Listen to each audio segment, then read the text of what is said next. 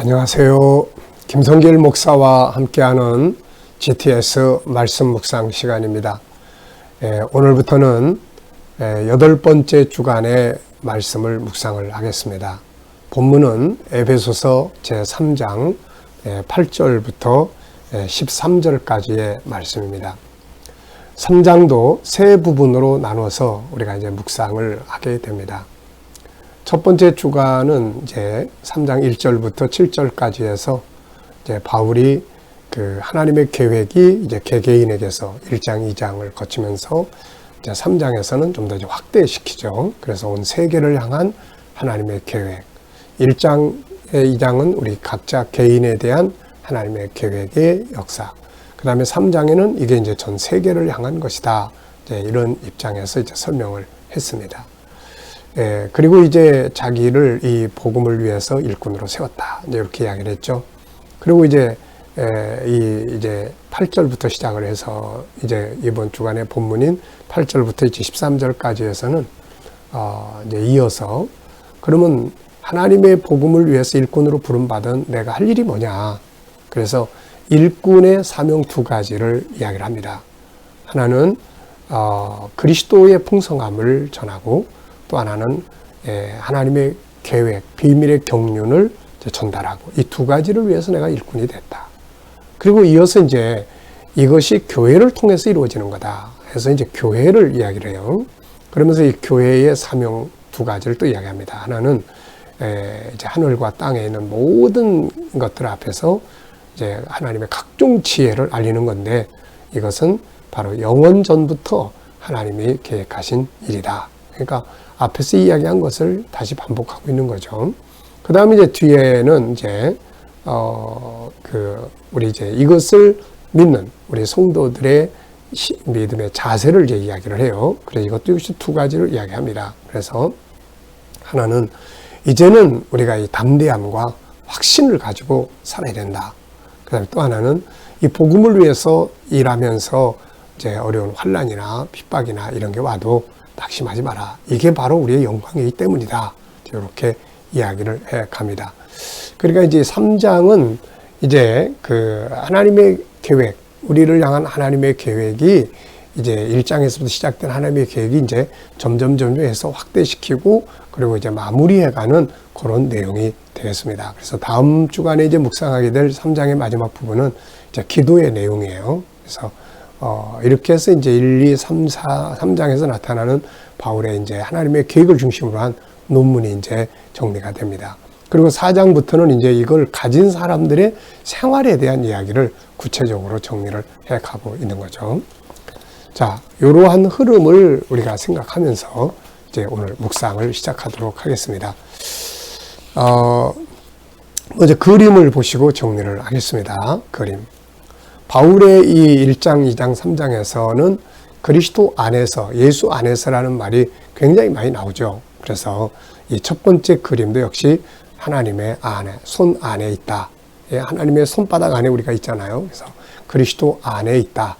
이걸 이제 우리가 이제 이 그림을 이제 먼저 시작을 합니다. 그래서 제목을 이제 이렇게 정해봤어요. 저는 1번 제목 정하고 스토리텔링하기. 주 안에 있는다. 네, 주 안에 있는 나. 의미는 두 가지를 적어봤습니다. 사람은 주 안에 있어야 한다. 우리는 주님의 섭리 속에 있다. 그분의 계획과 섭리 속에 있는 거죠. 자, 두 번째는 분석입니다. 보이는 것과 보이지 않는 것을 정리하는 시간이에요. 자, 눈에 보이는 이 훈련을 하는 이유는 생각이 움직이게 하고 보이지 않는 것들을 계속 찾아가도록 하기 위해서입니다. 새로운 방법도 많고 하니까 숨겨진 걸 찾지 않으면은 결국은 도태되고 익숙함 속에서 무기력해지게 이렇게 되는 거죠. 변화와 발전을 우리가 만들어 가야 합니다. 그렇다면은 변화와 발전을 만들기 위해서는 바로 이런 보이지 않는 걸 찾아내야 되겠죠. 자, 우선 눈에 보이는 것은 간단합니다. 하나님의 손, 그리고 사람, 이렇게 적어봤고요. 또 이 그림을 그린 사람의 사인이 있습니다. 보이지 않는 부분은 이게 하나님의 손이라면 이제 하나님의 모습이 있겠죠. 그리고 이 손 안에 있는 이 사람의 본질. 왜 사람은 이 하나님의 손 안에 있어야 되는가 하는 것을 이제 볼 수가 있고요. 그 다음에 이 사람의 마음, 또 이 사람과 하나님의 관계는 무엇인가, 이런 것, 또 하나님의 손 안에 있을 때 어떤 결과들이 나타나는가, 그리고 우리에게 주는 교훈은 무엇인가. 사람들은 자꾸 이 손을 벗어나려고 해요. 자꾸 그래서 그걸 자유라고 생각하는데 그건 자유가 아닙니다. 자기를 파멸로 끌고 가는 길이죠. 버리는 길이에요. 그래서 우리는 하나님의 손 안에, 하나님의 은혜 안에 거해야 되는 거죠. 자, 세 번째입니다. 그림에서 가장 중요한 것은 무엇인가요? 하나님의 손 안에 있어야 한다. 벗어나면은 위험하다. 이렇게 적어봤어요. 우리 아기들이 엄마의 품에 있어야 되잖아요. 근데 아기들이 엄마 품을 벗어나서 물가로 가고 불가로 가고, 이게 얼마나 위험한 일입니까, 이게?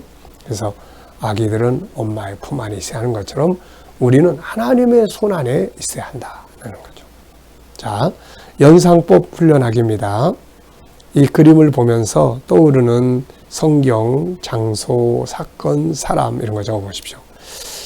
저는 두 가지를 적었습니다. 하나는 성경 구절이고 하나는 찬송가예요. 성경 말씀은 요한복음 15장 7절, 너희가 내 안에 거하고 내 말이 너희 안에 거하면 너희가 무엇이든지 구하라. 그래야만 내가 다 이룰 것이다 라는 말씀이에요. 그래서 우리가 주님 안에 거하고, 주님 안에 거한다는 말은 그분의 말씀 안에 거하는 거고, 그분의 발자취 안에 있는 거고, 그분의 성령 안에 있는 거고, 그분의 십자가 안에 있는 거죠. 그래서 오늘도 우리가 그 안으로 자꾸 들어가야 됩니다. 어떤 문제가 생기면 말씀 안으로 들어가서 답을 찾고, 어떤 일이 생기면 십자가 안으로 들어가서 십자가의 능력을 힘입고, 어떤 일이 생기면 성령 안으로 들어가야죠. 그분의 감동 안으로 내가 들어가야 합니다. 그리고 이제 찬송가 370장, 주 안에 있는 나에게. 주 안에 있는 나에게 딴 근심이 있으랴. 십자가 밑에 나가 내 짐을 풀었네. 주 안에 있는 나에게 딴 근심이 있으랴. 맞아요. 주님 밖으로 딱 나가는 순간부터 세상 풍랑과 어지러움 속에 고민하고 염려하고, 주님 안에 있으면 평안을 얻게 되는 거죠.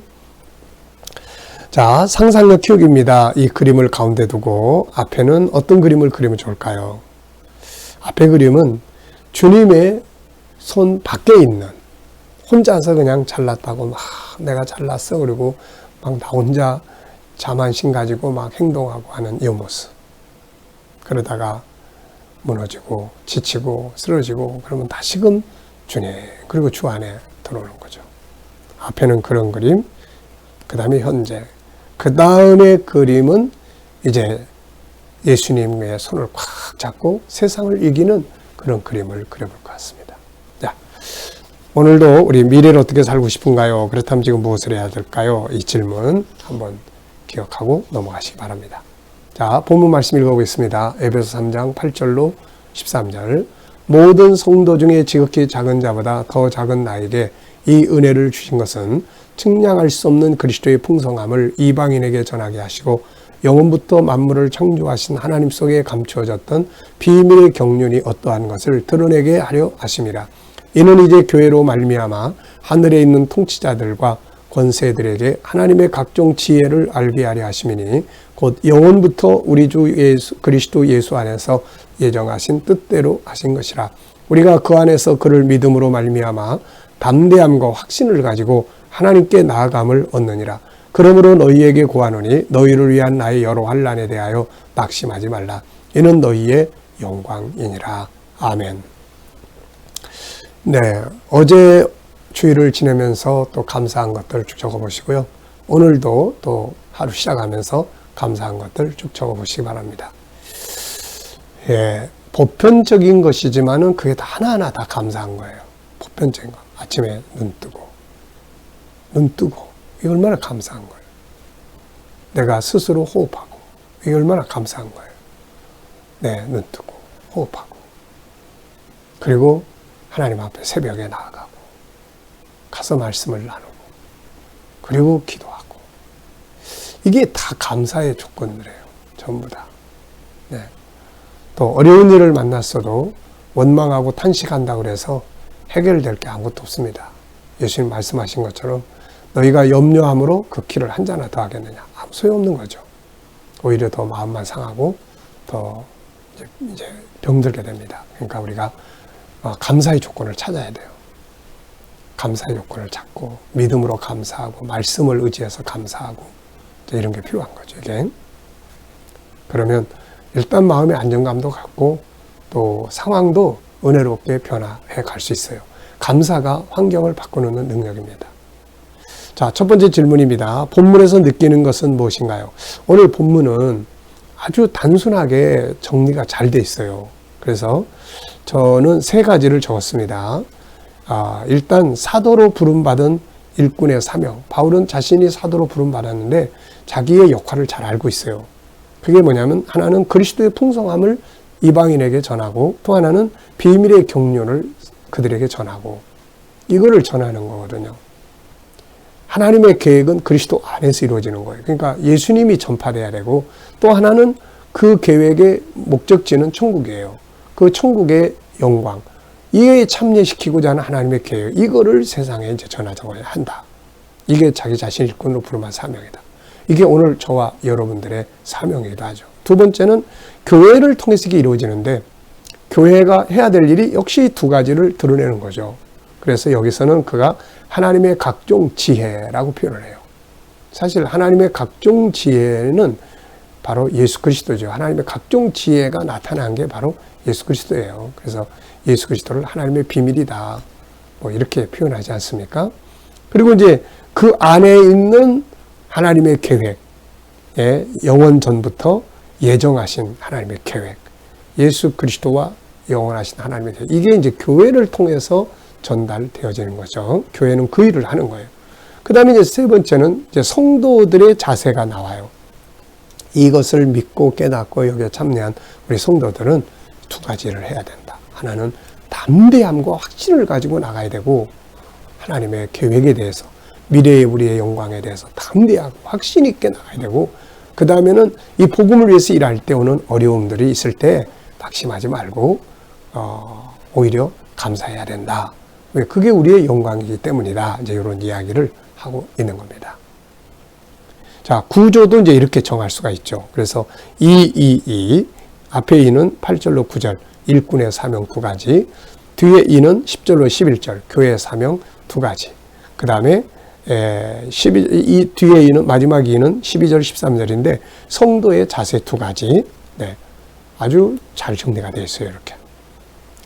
자, 세 번째는 이제 시작과 끝 기억하기가 되겠습니다. 시작과 끝 기억하기. 오늘의 주제는 전체를 우리가 생각 속에서가 담는 거기 때문에 시작과 끝을 기억하면 가운데 것도 기억하기가 쉽죠.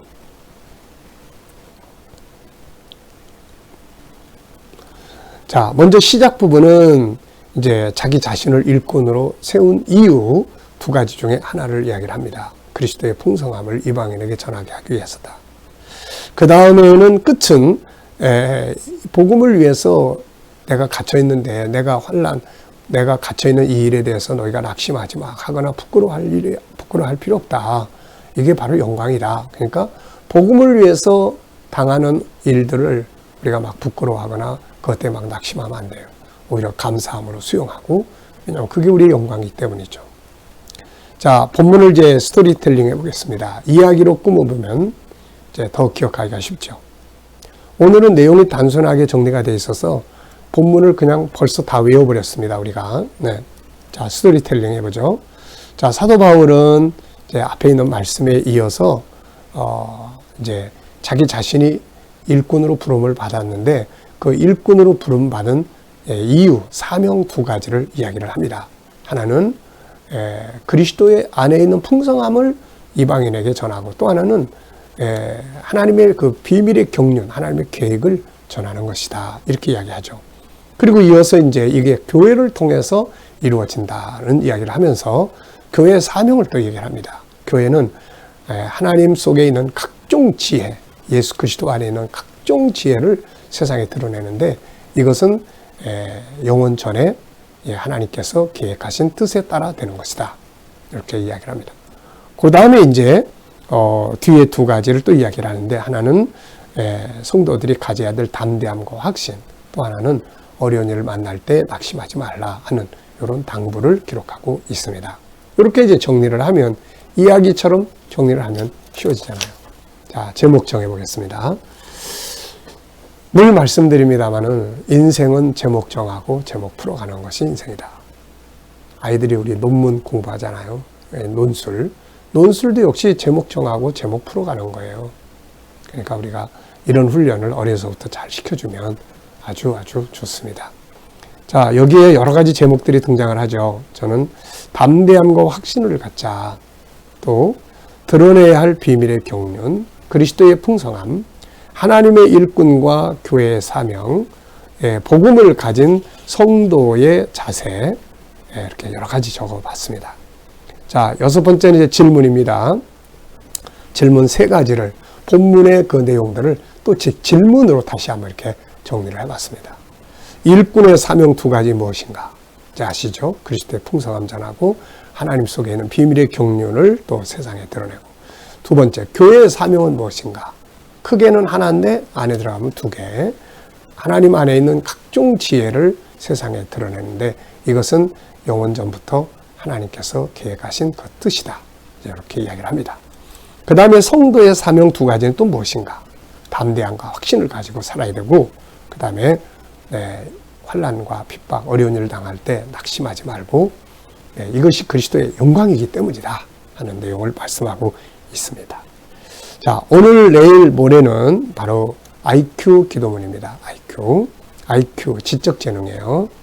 자, 목적 이해, 주도적 학습, 영역 분류, 질문 능력, 지식과 현장 기술 습득, 창의력, 놀이 학습, 변화 추구, 학습 협동하기, 스토리텔링, SQ, EQ, IQ 융합하기.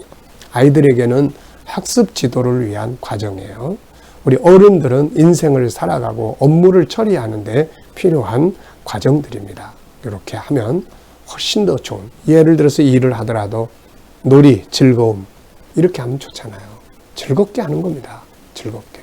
힘들게 하고 막 짜증내고 하는 거 안 돼요. 즐겁게. 그럼 즐겁게 하는 방법이 뭐냐? 이런 내용들. 그래서 이 책은 IQ 재능에 대해서 책이 한 권 있습니다.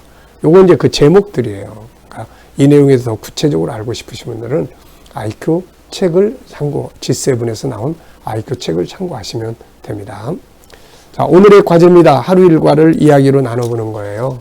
저녁 때쯤 돼서 하루의 일과를 쭉 한번 생각해보고, 또 그 다음에 또 우리 아이들과도 이야기로 나눠보게 하고, 지난번에 우리 아들이 저보고 어떤 계산을 하는데 제가 머릿속으로 계산을 쫙 해내니까 우리 아들이 저보고, 와, 아빠 머리가 굉장히 좋아요, 그런 이야기예요. 그래서 이 생각 속에서 이 GTS 열심히 하면 생각이 좋아진다. 그래요. 이게 항상 스토리텔링이나 이런 걸 계속 하다 보면은 이 생각이 살아 움직였어요. 생각 속에 사무실이 하나 있는 거예요. 뭐 계산하더라도 꼭 써야 되지 않고 머릿속에서 탁탁탁 계산하고 이렇게 할 수가 있는 거죠. 그래서 이 생각법 훈련을 많이 하시면 생각이 아주 좋아지고 머리가 좋아집니다. 이게. 자, 오늘도 묵상하겠습니다. 눈 감으시고 오늘 본문 한번 쭉 생각을 해보십시오.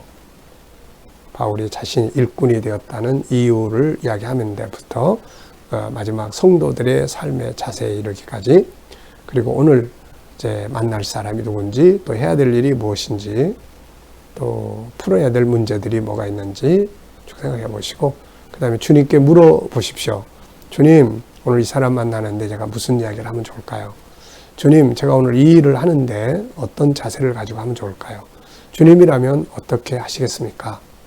그리고 기다려 보십시오. 그러면은 말씀이 생각나기도 하고, 또 어떤 지혜가 떠오르기도 하고, 감동이 떠오르기도 합니다. 이것을 우리는 영감이라고 하죠. 이 영감을 가지고 살면 삶이 형통하게 됩니다. 주님이 통치하시기 때문이죠. 저는 담대함과 확신을 갖고 행동하자. 오늘 이걸 적어봤어요. 여러분들도 주신 영감을 가지고 오늘 승리하시기 바랍니다. 기도하고 마치겠습니다. 주님 감사합니다. 오늘도 묵상과 함께 하루 시작합니다. 힘들고 어려운 세상이지만 오늘 주신 말씀 따라서 담대하고 확신을 가지고 승리하게 하여 주옵소서. 오늘도 우리 자녀들과 친척들, 동료들 중에 믿지 않는 자들 다 주께 돌아와 구원받게 하여 주시고 또 저희들이 일하는 직장과 사업장마다 함께 하셔서 형통하게 하시며 새로운 일터를 구하는 자에게는 좋은 일터들이 준비되게 하시고 치료받는 성도들에게는 또 치유의 능력이 오늘도 강하게 역사하여 주시옵소서. 오늘 이 나라와 민족이 함께 하시고 이 땅이 거룩한 땅, 선교의 땅이 되게 하시며 이 나라의 지도자들에게 지혜를 주셔서 나라를 바른 길로 이끌어가게 하시고 오늘도 세계 곳곳에 있는 선교사님들과 저들의 사역 가운데 함께 역사하여 주시고 또 우크라이나 전쟁도 속히 끝날 수 있도록 주여 통치하여 주시옵소서. 모든 또 코로나가 종료돼서 천국 복음 들고 또 다시 우리 KDM 역사 세계 속에 나가서 담대하게 천국 복음 증거하는 기회가 또 오게 하여 주시옵소서. 오늘도 주님 IQ 재능들이 잘 발전해서 무엇을 하든 능력 있게 행하게 하여 주옵소서. 감사하며 예수님의 이름으로 기도하옵나이다. 아멘.